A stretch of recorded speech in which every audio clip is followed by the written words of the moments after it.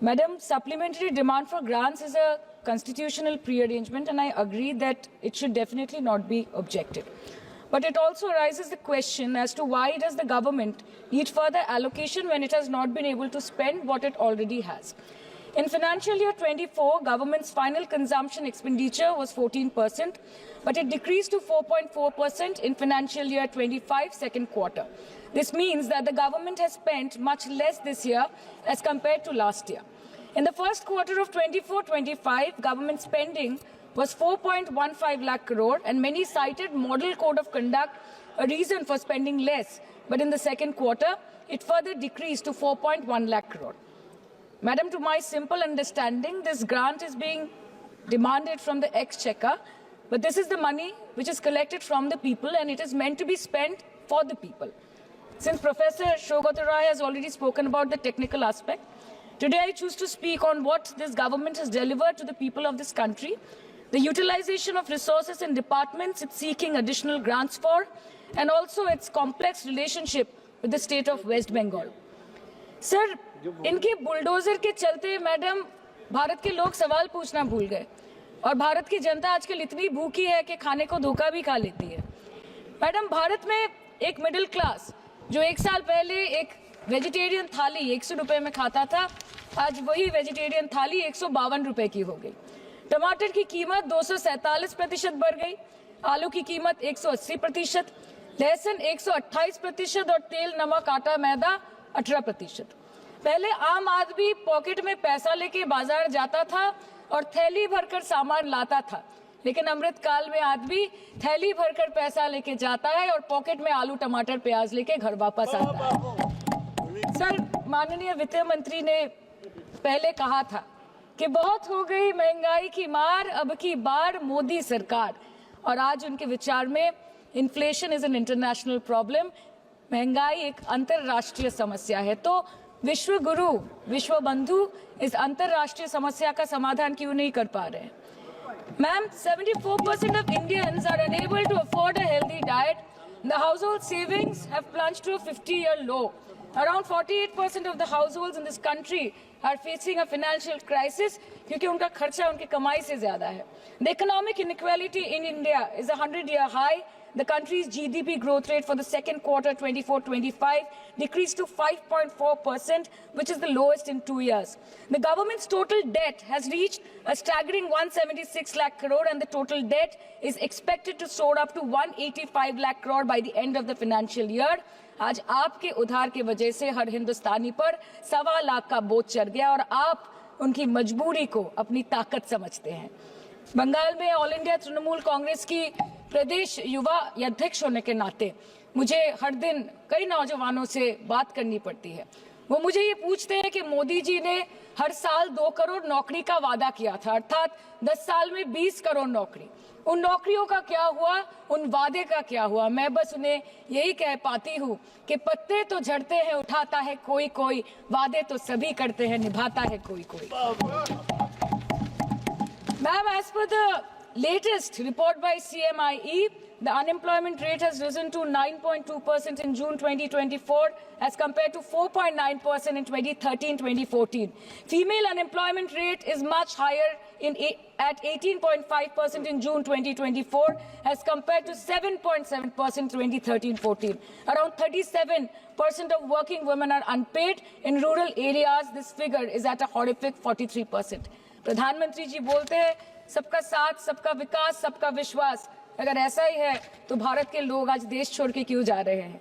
2018 से लेके 2023 के बीच 6,70,000 भारतीय ने अपनी नागरिकता त्याग दी। सिर्फ 2022 में ये संख्या करीबन 2,25,000 की थी। In 2022 alone, 7,500 high net worth individuals with a net worth of more than 8.3 crore or more left India. नवंबर 2022 से सितंबर 2023 सिर्फ 10 महीने में 96,917 Indians were arrested attempting to cross the United States illegally. Modi ji कहते हैं कि वो सबके साथ है, मगर ये आंकड़े बोलते हैं जो सबका होता है वो किसी का नहीं होता। और बंगाल के साथ तो कुछ अलग ही रिश्ता है इनका। The relationship is that of quid pro quo. ठुकरा के मेरा प्यार मेरा इंतकाम देखेगी। मतलब वोट है तो नोट है और वोट नहीं तो नोट नहीं। As per the available reports, as on 19 July, rupees 1.23 lakh crore is already due from the government of West Bengal against flagship programs like Manrega, PM Awas Yojana, Gram Sadak Yojana, National Health Mission, Central Food Subsidy. Further, 40,806 crore is projected dues against these schemes, bringing the total amount to a staggering 1.71 lakh crore. Madam, health care की schemes में सिर्फ fund हमको दिया नहीं जाता क्योंकि colour coding match नहीं करता है। सो आप सबका साथ सबका विकास जो बोलते हैं, is it hinging on colour coding? आपको रंग पसंद नहीं तो आप बंगाल के लोगों को पैसा नहीं दोगे और फिर आप आके बोलते हो कि हम बंगाल में जीत क्यों नहीं पाते। Ma'am, this is the reason, this stepmotherly attitude, जिसके लिए बंगाल के लोग हर बार इनको बड़े बड़े रसगुल्ला खिलाकर वापस दिल्ली भेज देते हैं। Even after making several attempts to crush our aspirations and our economy, Bengal government stands tall and true towards the commitment towards its people. Bengal में सिर्फ दीदी है तो मुमकिन है। The West Bengal government started transferring money to the bank accounts of 21 lakh people who worked for 100-day scheme without receiving any payments from the central government for Manrega. Even before Ayushman Bharat, in Bengal, Shastro Shati, a cashless scheme was launched, providing treatment cost up to 5 lakh for per person belonging to any strata of the society. आज कलकत्ता की किसी आलिशान private hospital में जहां पे एक अमीर आदमी की चिकित्सा होती है, वही बगल वाले बेड में एक गरीब मजदूर, एक गरीब किसान की भी ट्रीटमेंट होती है। यही है ममता बनर्जी का विकास। और आपके अमृत काल में the cost of medical treatment has been doubled in the last 5 years। आप फार्मास्यूटिकल्स के सर आरजी कर पे बात ना बोले, आपकी सीबीआई भी अभी तक कुछ बोल नहीं पाए। हम लोगों ने जो, हमारी पुलिस ने जो बोला था, they are still sticking to that. So उसके बारे में मत बात करें, ठीक है? आप उत्तर प्रदेश के बारे में बात करें ना sir. Sir, medical inflation is at 14%। Regularly लिए जाने वाले दवाइयों की कीमत 50% बढ़ गई। आप सिविल एविएशन के लिए ग्रांट्स मांग रहे हैं। एक एक डोमेस्टिक फ्लाइट, उसकी राउंड ट्रिप की टिकट 20 से 30 हजार में बिक रही है। आम आदमी आज हवाई चप्पल पहन के हवाई जहाज नहीं चल रहा, आम आदमी हवाई चप्पल बेच के हवाई जहाज चल रहा है। You are demanding funds for education but conveniently ignoring the fact that 11 lakh children have dropped out of school according to your own data. आज भारत में सिर्फ 47.51% स्कूलों के पास कंप्यूटर की फैसिलिटीज है और उसमें 9% के पास internet connection. In law and justice, you are not being able to provide legal aid to more than 1% of the eligible population. In public enterprises, 5.1 lakh public sector jobs have disappeared in the last 10 years. Railway में करीबन 2.5 lakh post बाकी हैं और उसमें से vacancy है in critical safety categories. नए भारत में आजकल ट्रेन पटरी के ऊपर कम और पटरी के बाहर ज्यादा चलती है। मुझे दुख लगता है इस सदन में ये कहते हुए मैडम कि मैंने अपने लोकसभा क्षेत्र जादवपुर लोकसभा क्षेत्र के लिए एक बारुईपुर कोबी सुभाष मेट्रो एक्सटेंशन की मांग की थी। मुझे डिपार्टमेंट से ये चिट्ठी मिली जिसमें उन्होंने लिखा है that this project is not economically viable and this project is अनरेम्यूनरेटिव।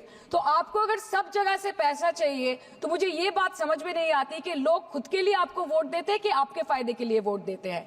मैं आपको इतना ही बोलना चाहती हूँ, दिस वाज द रीजन, अपने प्रॉफिट के लिए आज इन्होंने सीनियर सिटीजन का कंसेशन भी बंद कर दिया और सीना ठोक के ये बोलते हैं कि 2022-23 अर्थ वर्ष में हमने 15 करोड़ वरिष्ठ नागरिक से 2242 करोड़ कमाए। धन्यवाद माननीय सदस्य। मैं 2 बात और बोल के खत्म कर दूंगी कि लोकसभा पे खर्च करके क्या फायदा मैडम, जब यहाँ पे विपक्ष को बोलने का अधिकार ही ना हो।